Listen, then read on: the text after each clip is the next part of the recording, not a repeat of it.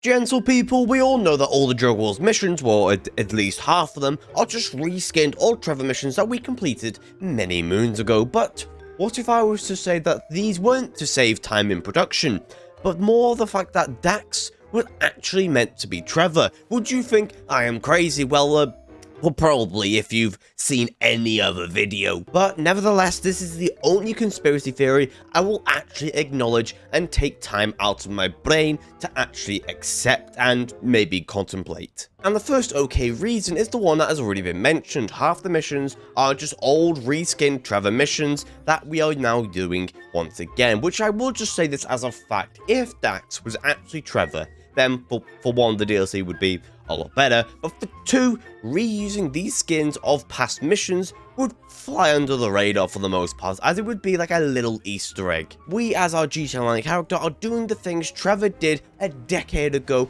like we're following in his footsteps, which I mean, you can take that as a good or a bad reasoning in your own mind. But it's also the way just Dax is himself. He seems to be more of a family-friendly version of Trevor, which I mean, at least Rockstar's acknowledging the majority of their player base nowadays. But just for this scene, in the final dose, I can easily picture Trevor going mental and shooting this RPG inside, or just off the facial expressions Dax sometimes does in the beginning. You can just picture Trevor doing these sort of things, like being an absolute maniac to society and a menace to society. It's like as if the storyline was written with Trevor in mind, then when things happened, or maybe he was even offered the job and he wanted more money because Rockstar probably did a Rockstar thing and probably underpaid the bastard by a shit ton, and then they also did another Rockstar thing, just turned around to their main antagonist and then just went, haha, fuck you, we're just gonna get a different character that's new. I can see that absolutely happening because Rockstar is a great company. But then when they did change the character, they just kept the storyline, only changing a few little things here and there,